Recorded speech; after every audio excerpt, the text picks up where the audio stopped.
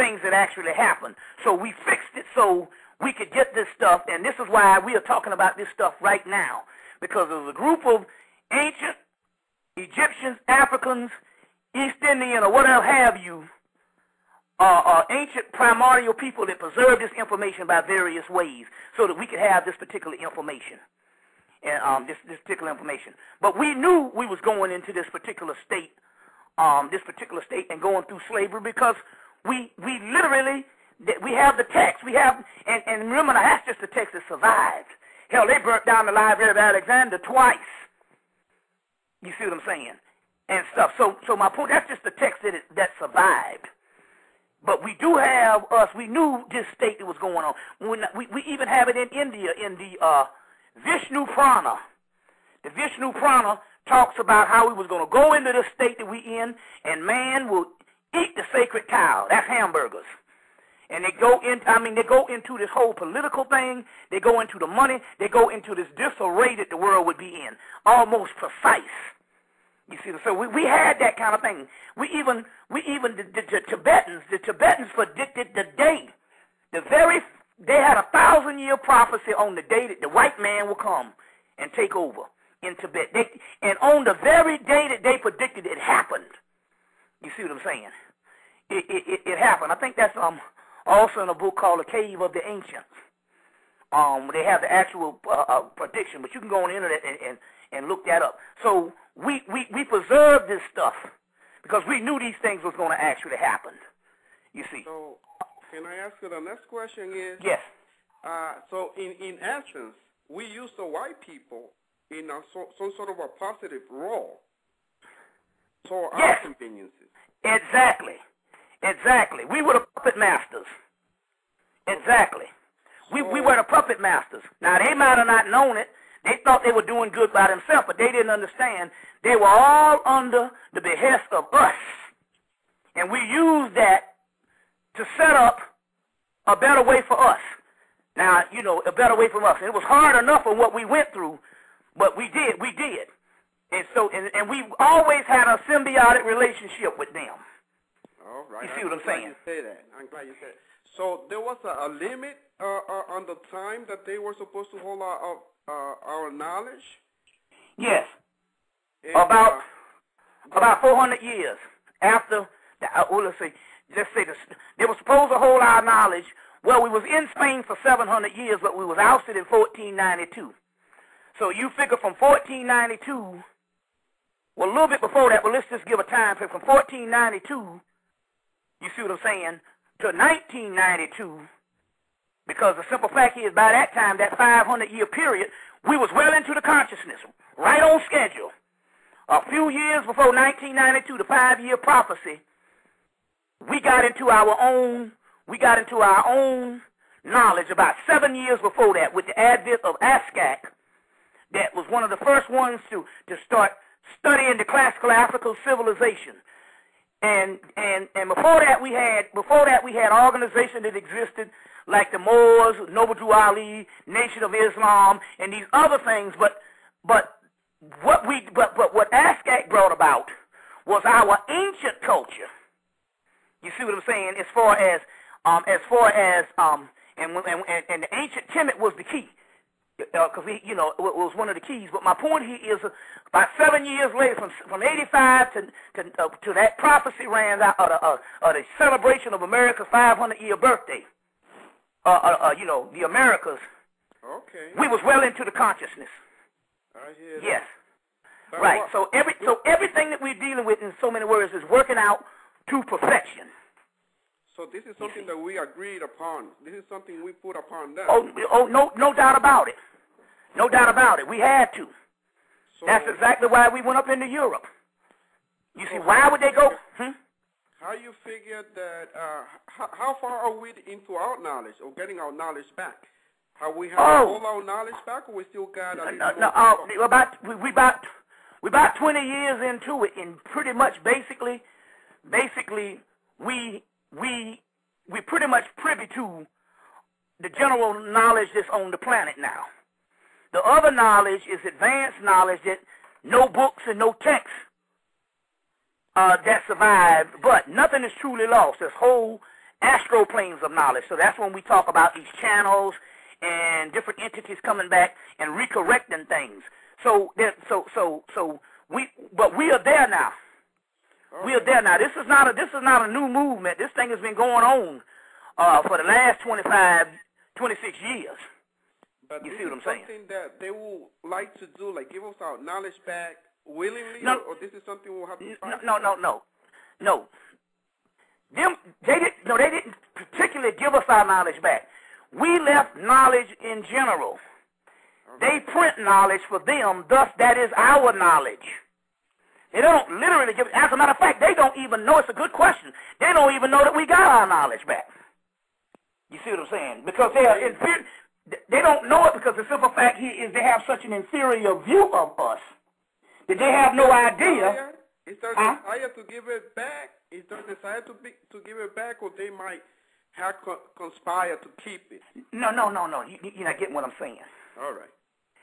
The knowledge that is left behind, that is the knowledge that we have in the world, is the knowledge that is given back. You understand? It's not a conscious decision for them to give the knowledge back.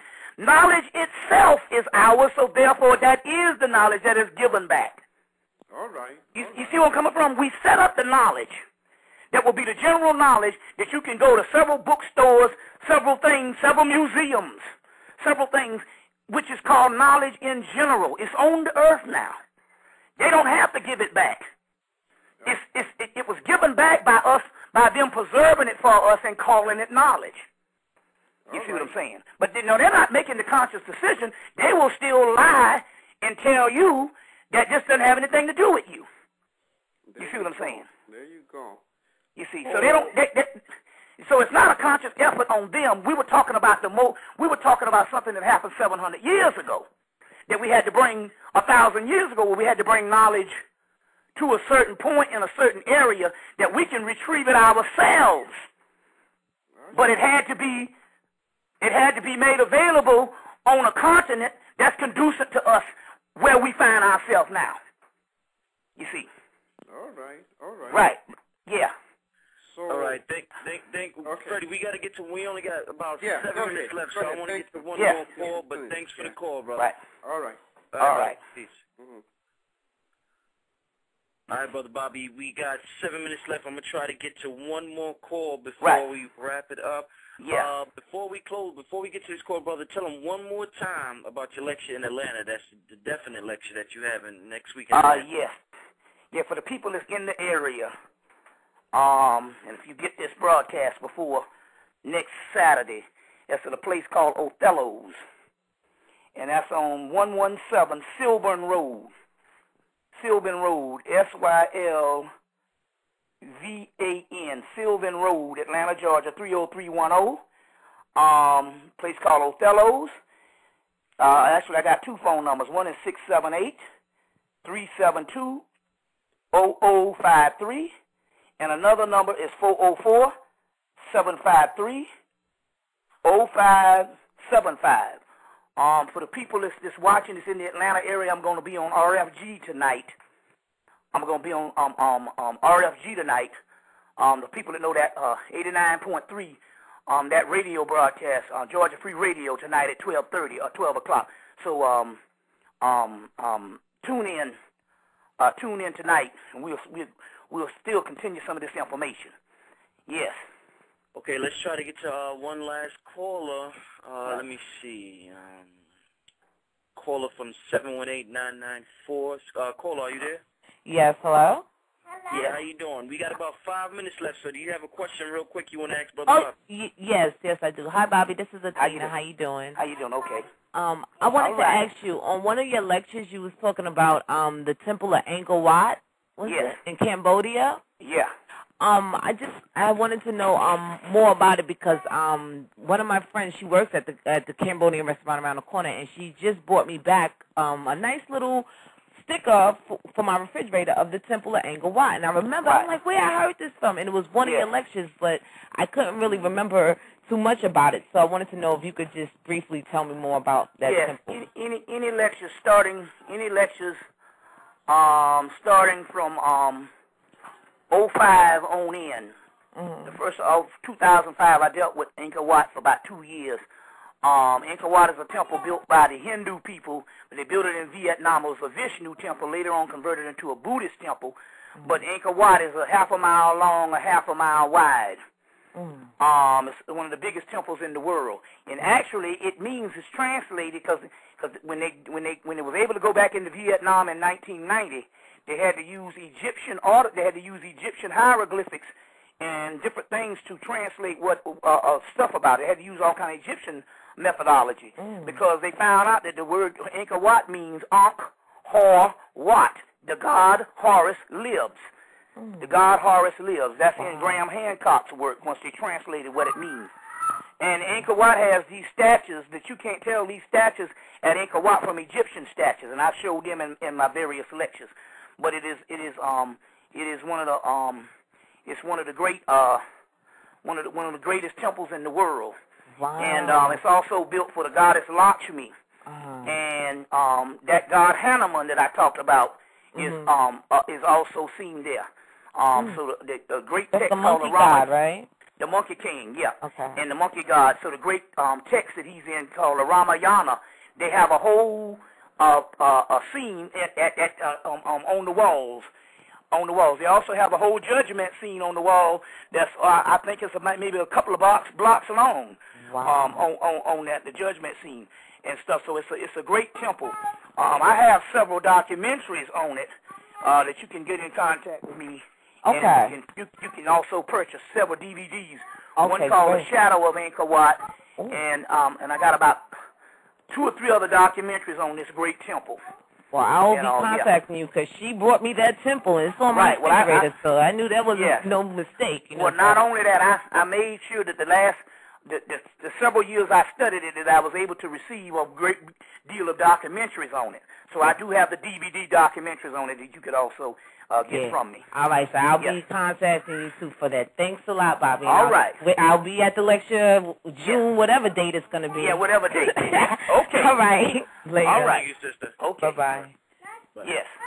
All right, Brother Bobby, before we wrap it up, what's the best way for brothers and sisters out there that they might want some pictures, they might want some DVDs, whatever Yes, they all they might have want to do- make a donation, what's the best way to Yes. contact? Well, all they have to do is to contact MySpace page and Facebook, Bobby Hemmitt MySpace and Bobby Hemmitt Facebook or what have you, and just make the request that you want to get some of those things, and then as a result, I'll give you my phone number and they can call and I can correspond and they can get it directly from me. But they have to go online to do it. I don't give it out because shoot, man, I gave out a phone number in the 90s and put my regular house phone and them tapes got around.